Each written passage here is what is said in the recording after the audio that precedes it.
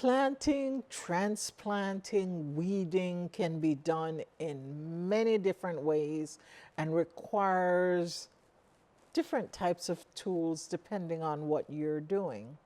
However, for this project, I'm going to talk about the things that we used in the grant and the things that we found were effective in our deep mulch system. As part of the gardener's toolbox, farmers received 2 cubic yards of Vermont compost, a bin to make vermicompost, and a kiln for making biochar.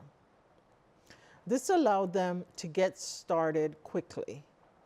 However, as they participated in the program and became more efficient, to close our systems, farmers learned how to make their own compost, make vermicompost, and biochar. Now, we make compost at different scales depending on the size of the farm. A 3 by 3 by 3 compost bin can be used to get started.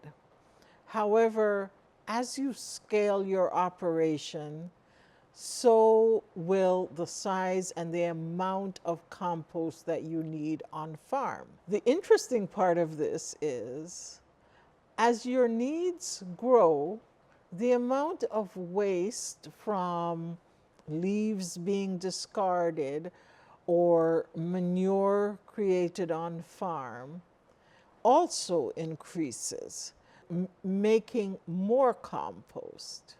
That compost is then fed to our worms in the worm bin to create vermicompost. We then sift our compost, our vermicompost, and our biochar and combine them to create our potting mix. We generally tend to use about 20% of our mix from biochar, 10% from vermicompost, and 70% from compost. And that has served as a really good potting mix for starting our seeds. We moisten that mix and use them in our soil blocker. The grant provided funding for handheld soil blockers. However, most farmers found that they needed to scale up pretty quickly.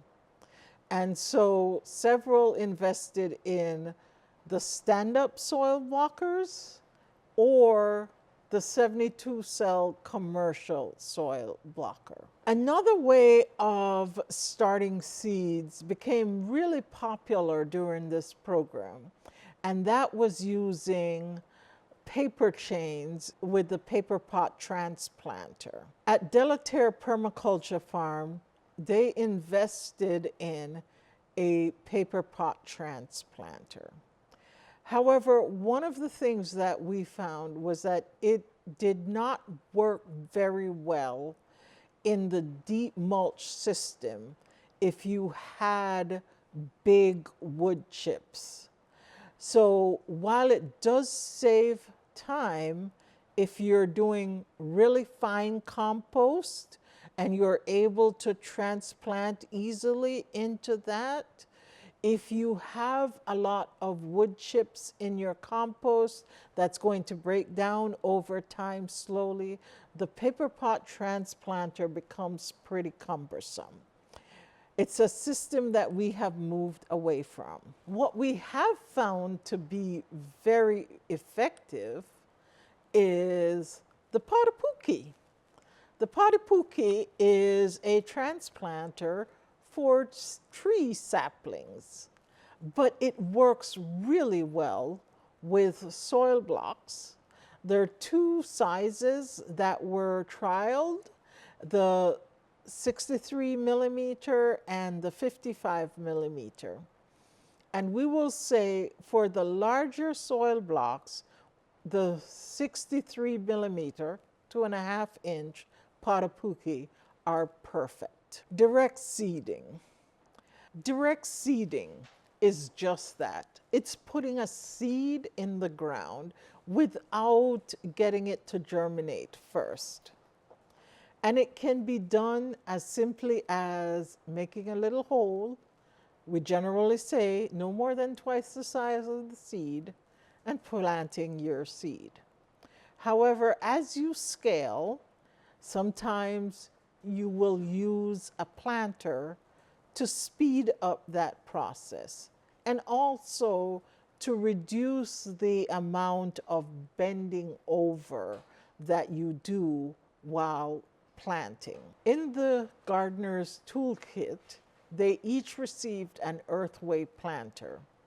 This is a wonderful all-around planter that does a very good job of planting both small and large seeds. However, it is not as accurate, not as precise as other more costly seeders, like the Jang JP1.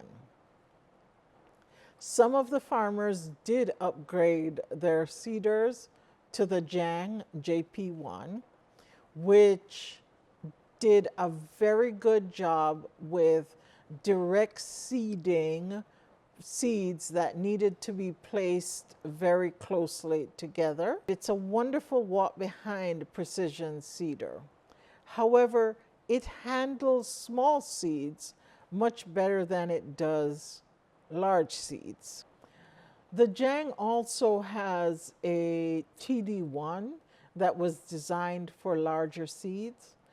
But in our deep mulch system, we found that the Haraka rolling punch planter from South Africa actually works really well. The challenge with the Haraka rolling punch push planter is that you do not want a very smooth seed bed. You want to have the force of the soil pushing back against the Haraka.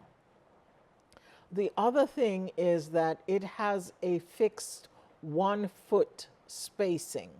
So whether it's corn or peas, you're planting on a 1 foot basis, and you can't change that.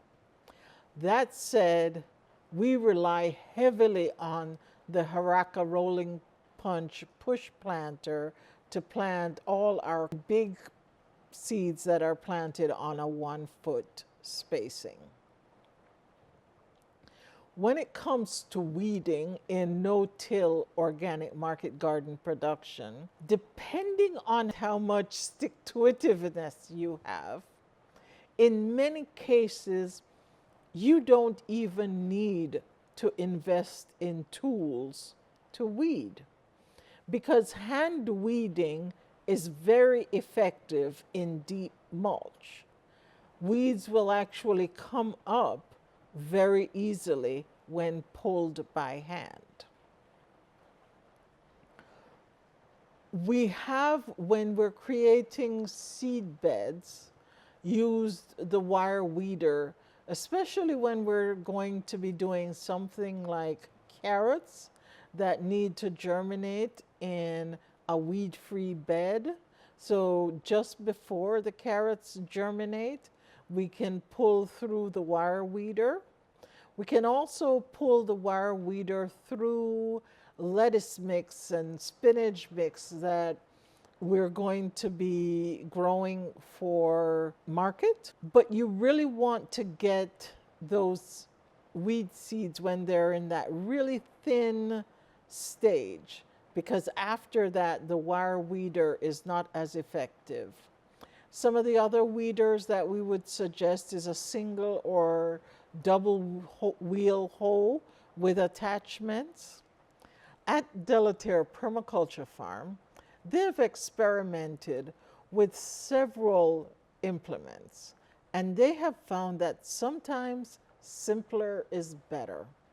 A very simple tool with a fork on one side and a hoe on the other is their go-to tool for removing stubborn weeds like dock.